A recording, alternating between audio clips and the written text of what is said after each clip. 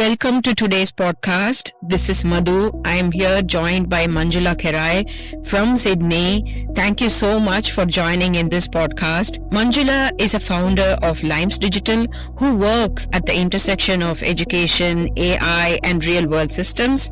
Her work focuses on building practical AI assistants for teachers. Not tools that add more complexity, but systems that genuinely reduces the workload. I know her as an enthusiastic young professional who wants to create a change in this world with a lot of passion. Yes, of course. Yes. Yeah, she's currently developing that assistant that will help not just the teachers, and I think the students and the parents are also equally going to benefit. So it's like a ripple effect that she's creating, which will make a great change in the world of education in terms of how curriculum is designed, how teachers are working and things like that. So it's going to shift the way teachers are working. And her approach to AI is grounded, education first. She puts in a lot of hard work and more research. I've watched her work and I've seen her work. She's genuinely passionate about what she's doing, and we are going to hear more about it and why it really matters. Before we deep dive, can we introduce yourself, please, and share a little bit about your work, where you're intersecting AI in the education sector? Yeah, thanks for having me, and good morning and good evening. So I work in the intersection of AI and education. And what that really means is that I build practical AI systems that support educators, not replace them, and systems that take the heavy lifting off them, the repetitive tasks and the time-consuming parts of teaching, and make it lighter for the teacher. And so what I refer to are AI agents and AI assistants that support the teachers, and it could support them in lesson planning, in curriculum alignment, differentiation and documentation, and much more. So I come from a background of developing software and AI solutions for real businesses. And when I first started, I looked at education and I saw that it has the same pattern as many other businesses and organizations, and that is highly skilled professionals, massively overworked, drowning in the admin and the planning. So the work that I'm doing is it's about bringing AI in as a planning partner for teachers, something that can help them rather than starting from a blank page. It helps them, give them a solid and curriculum aligned lesson in minutes instead of hours. And so the goal is not just speed, it's about giving time back and energy back and giving those teachers time to and the space to focus on bigger parts of their job and the areas that give the most impact, which is developing pedagogies and the content. And that's what makes the biggest difference for the students. Thank you, Manjula. Let's start with the definition of your product. If you can give us a small 4-line definition of what your product is all about, what is the name of the product, we can then deep dive into what problem it really solves. Yes. So the solution that we're developing, and it's in stages, it's called the Smart Syllabus Assistant. So although it's named Smart Syllabus Assistant, it actually does a lot more than just help with the syllabus. So stage 1 is lesson planning, scope and sequence, and this is all derived from the syllabus that's provided by the government. So that's been fed into the system, and it will provide the lesson plans, scope and sequence, annual plans, termly plans, and then the weekly and the actual lesson plans. And the stage 2 is developing assessments and exams. Then stage 4 will be developing the actual resources that are required that go with the lesson plan. And then the final stage will be reporting for parents and students. Thank you, Manjula. So it is a syllabus assistant or a teacher's planning assistant, in other words, that you're trying to do. And the biggest bottleneck that you're trying to solve is probably the time, the teacher's time. Okay. If you would like to explain the challenges that the teachers face and why you wanted to change this, that will be great. Yeah. So the biggest challenge that teachers are facing is the workload. I hear this time and time again. I've interviewed many teachers, some of which are my family. And so they're struggling with time. There's just way too much work, and they've also got the regulatory and professional standards that they have to keep up with in terms of planning, administrative work. And all of this is something that they have to think about before even stepping into the classroom. So it's for new teachers as well. Teachers are coming in. We don't want to scare them away from the profession because it's so important. And for new teachers, they're spending a lot of hours on a single lesson plan because curriculum alignment and differentiation, inclusion and assessments, they're highly complex. And so what feels broken isn't exactly the teaching itself, it's the systems around teaching. And AI can definitely provide a positive impact here. It's not just a shiny tool, it's a support system for them.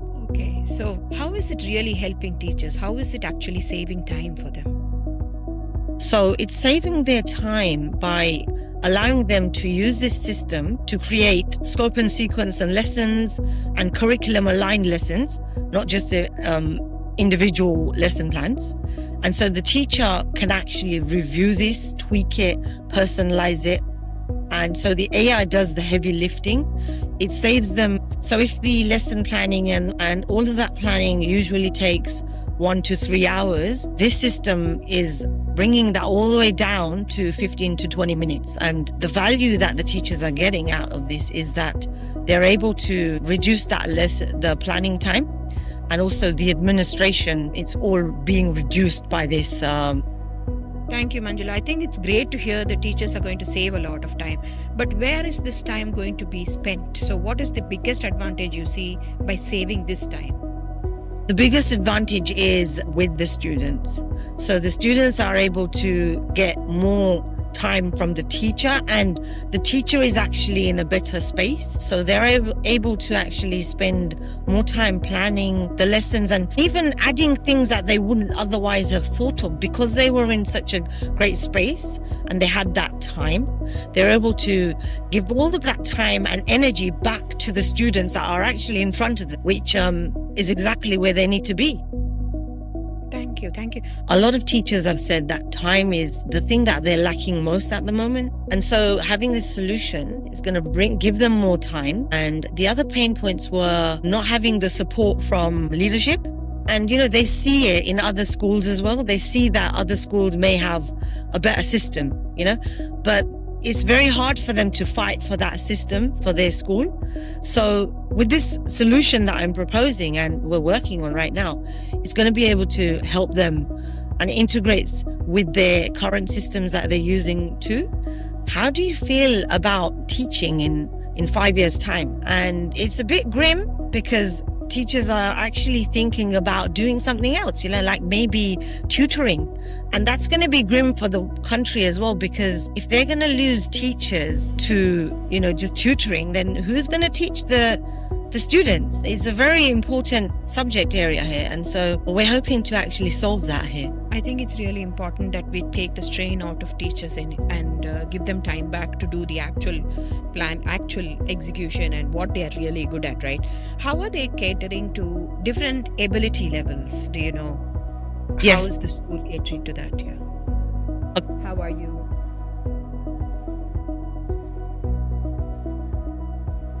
Aiming to cater to different ability levels of the students of the same class when you're actually doing the lesson planning with the tool? Okay, so the system actually asks for this information.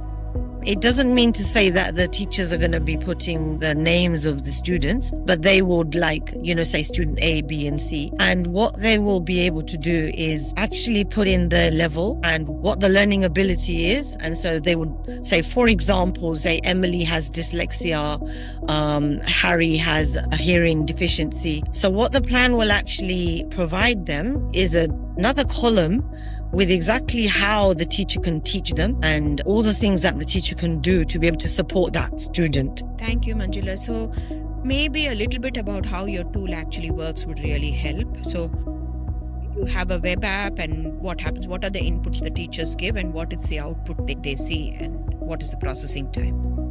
Okay, so it's a website. with the back end connected to it, and that can ultimately be connected to the school's platform. And so the teacher would initially upload either the syllabus that's provided. It could be a 90-page syllabus provided by the government, and so they'd upload that, and then the system would actually ask them, what year group, what subject are you teaching, how many students do you have, how many terms are there, how many classes per week. And then it will take all that into consideration and only look at the information from that syllabus related to the info provided by the teacher and create the lesson plans according to that. But also there is an opportunity for the teacher to bypass that step and put in information from their own scope and sequence that they've already planned and pop that in, and the lesson plans will be spit out from the answers that they've given. And then also they can go into that system and say, actually, I want to change this, and it will just change it to tailor to their specific needs. Okay, and it's an annual lesson plan, what you're giving them? We can actually give them the annual, termly, and weekly, and then actual daily lesson plans. Thank you. So you're saying you can input the syllabus, you can tell what kind of lesson plan you need, whether it's annual, you can set the timeline, Yes. you can set the levels of different kinds of students as well, and Yep. you can generate a lesson plan that can cater to different levels of students. So does it mean if a student is in level 1 or has a special educational need, you have to do this twice? So basically you do one for the overall, you do the second time for a special educational needs student, or is it just one time upload and you get all the different outputs? How does your tool operate? Yep. So it's a one-time upload. So the questionnaire is there for the teachers to complete, and the questionnaire will ask them about all of these things. So it's just a one-time input, and yeah. So they just do it once, and they get all the resources they need. Thank you. That's amazing. So that does really save them a lot of time. The weekly lesson planning time they spend, the annual lesson planning time they spend probably is cut into more than half. Would you agree?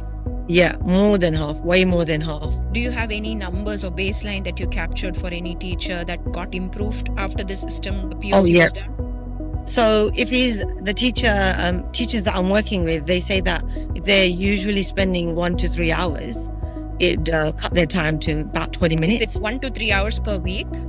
Per week, yes. Okay. And how much time they save per week? They're actually working around 50 hours per week, but actually they're only supposed to do 39 hours. Mm-hmm. So with this system, it's saving them around 49%, 50% of the workload. Wow, that's a very big number. That's really a big number. I think this really works in countries where the syllabus is more structured. The teachers do have to do lesson planning for different abilities, etc. Do you have plans to expand this beyond Australia, Sydney? What are your expansion plans for this tool? Plans are to take it to the UK, South Africa, and then also other countries. But once we've rolled out to these countries, then we'll think about expanding more. And I wanted to also mention that with regards to, I've lost the thought, but yeah. A lot of people hear AI in education and actually worry because they think AI is going to replace teachers themselves. How do you respond to that? Well, the AI solution isn't going to it's not taking the human abilities away, because in fact it's letting the teachers spend more time with the students. So this is actually just as an assistant on the side. It's helping them take that workload off them and spend more time kind of being with the student rather than we're not actually using AI in a way that it's taking over, but it's a small part of the teaching and the teacher's planning process. Okay, so basically you're saying it enhances their experience, never replaces. Completely. Give me a second. Yes. Okay, so AI never makes the final call. Okay. It makes the initial suggestions based on the teacher's input, and then the teacher would edit and rewrite and adapt it according to their needs. Okay, so basically the teachers are still in control. They're in full control, Can they actually generate additional worksheets, additional practice questions or exam questions on top of what they have already prepared? Yes. So they would then go into the system and say exactly what they want. And so those extra pieces would be included in their output. Okay, that's a relief then. Then the teachers do get the final call, they do the review and they complete the syllabus planning, although they have an assistant to help them during the same process. Yes, I normally describe it as they have an intern or a teaching assistant to help them with all of their workload. What was the reaction when the teachers saw your results for the first time when you trialed this solution? So their first reaction is, what a relief that they're able to finally get this, because they are pressed for time. And to have a solution like this, they said to me, we're onto something. And they're actually helping me bring it to more and more schools. So yeah, it's a massive relief for them, and they're really happy. Thank you. Have you got questions about data privacy and trust, and how does the solution handle data privacy and trust? Yes, so that's a very important part of the whole software, and we work with a privacy-first design. And so none of the sensitive student data is required for this. And like I mentioned earlier, they can say student A, B, and C, and then they can have their own notes that they're going to refer to. So student data won't be required for this, and there's total transparency, and the teacher controls the whole process. Okay. So what excites you most about this solution or about AI helping teachers? What excites you most about that?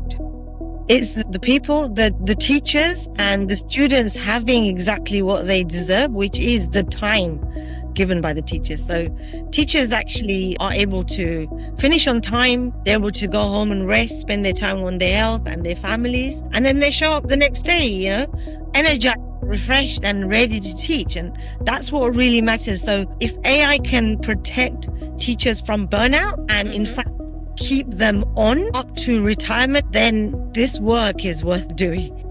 Yeah, I think great teachers will then stay because AI can actually help motivate and give their energy back. Yes. That's very nice. So for the young entrepreneurs who are watching this podcast, I would like to dig deep into some of your tech aspects as well, Manjula. If you don't mind explaining your solution design at a very high level, you don't have to get into the nitty-gritty details, but if you could let us know how this solution shaped up and what the solution design might look like, that will be really helpful. Okay, so in terms of technical, yes, please. So there are many different ways of tackling this. We initially started by actually creating an AI agent using a tool called NA10. But what NA10 allows you to do is connect nodes. In those specific nodes, you're able to give instructions to the computer as to what happens at each stage. And then we connect that to an AI agent. So the AI agent is, if you'd say it's at the top, and then it will go and do certain tasks and come back. And then the last thing that's output is the actual, the output that the teacher requires. And that's basically, the AI agent is doing loads of things, coming back with exactly what the teacher wants. And so we're using N, we're also using HTML, but there are other tools that we can use. And like I said, there are different ways of building this solution. And actually, since I started this project, there's actually better tools out there now. So we are exploring those newer tools. We've got to keep up to date with the updates that are happening it's such a fast-paced industry. And so it's a very exciting industry to be in. And so what I'd say to people that are coming into this industry is just, really have fun with it, explore the tools and enjoy yourself, because that's one of the most important things of helping other organizations with their solutions. That's great. So basically, all the input, the syllabus and everything, you would have probably uploaded into a database or something. But who or what is your decision-making engine actually churning the syllabus out? What was your decision-making part of the solution? So the decision-making part of the solution, we use LLMs, large language models, to allow us to create all of the kind of the communications between all of these nodes. And so, but the decision at the end of the day is heavily reliant upon the teacher.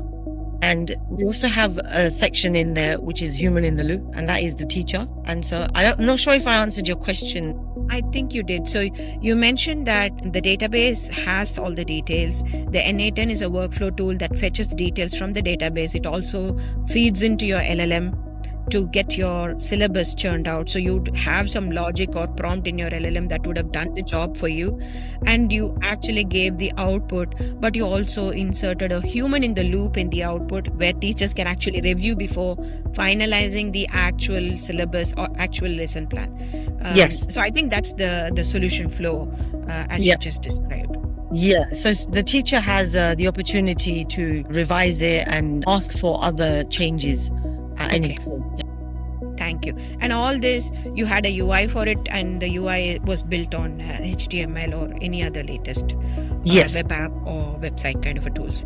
It's built on HTML. I would like to know more about the integration as well. You mentioned during your conversation that your tool or solution or an agent is capable of integrating into their bespoke school system. So each of those schools probably have their own systems. So once your syllabus is done, it may have to reach somewhere else, or even the input for their syllabus or their existing lesson plans could come from their existing system. So what were the integrations you were considering or you have already implemented? Okay, so we'll be using API keys to communicate with systems. So we can actually put information into their system and we can take information out of their system as well. But all of this will be taking into account legislation and privacy. So also, we'd be using webhooks and endpoints. So all of these is a little bit technical, but basically we're able to communicate with the existing systems to either take information or put information in. Thank you. So what kind of systems are the lesson plans being fed into? So it'd be like Google Classrooms, Canva even, because a lot of teachers are using Canva at schools. And then a lot of schools are actually using the Microsoft ecosystem. So it can communicate with that as well. So Google and Microsoft. And then there are other softwares that schools are using. So it can integrate with that as long as we get the API access. And doing all of this, I know that there's a concern for data privacy and regulation. We will take all of that into consideration when we're building this solution. And in fact, that's what we're looking into right now. Thank you. Where do you think this is going to head into in terms of technical complexity or growing in terms of technical solution design? What stage are you in your project? We're in the beginning stages, so we've actually got 4 stages altogether. We've completed stage 1. I'm working with a few local schools and dioceses to actually expand this. We're looking to get more funding so that we can develop faster. And so, we are in the beginning stages. We've come a long way in the few months that we've been working on this. And so, we're really looking forward to kind of diving deep into getting really deep into this and speaking to more teachers, working with the teachers and the schools to ensure that it's exactly what they need and ultimately give back teachers their time. And even the leadership, they'd feel much more comfortable having a solution like this because they're kind of ensuring that their teachers stay on up until retirement age. Fair enough. I think let's touch upon some of the financial aspects of this, right? So what kind of money is the school looking at investing or the teachers looking at investing for such an assistant? And what is the ROI they can expect? Okay, so in terms of ROI, they're definitely able to kind of save a lot of time. Return on investment, I haven't actually calculated that, but the time savings I've calculated and the cost for them implementing this into their schools, it's around about $40 per month per teacher. Okay, so $40 per month per teacher. That's going to save a hell of a lot of time for the teachers, which they can actually input into other useful aspects of the schooling. Thank you, Manjula. I think it was a great conversation. Thank you for spending time with us. Thank you for explaining the solution design. Thank you for explaining how teachers can actually use it. All the very best for your expansion. I know there is a long way to go because this tool has got a lot of potential, but it was really exciting to hear how AI is shaping up the education industry and how people like you who are passionate to change the world actually step in and do something about it. Thanks. Thank you so much for having me, Madhu.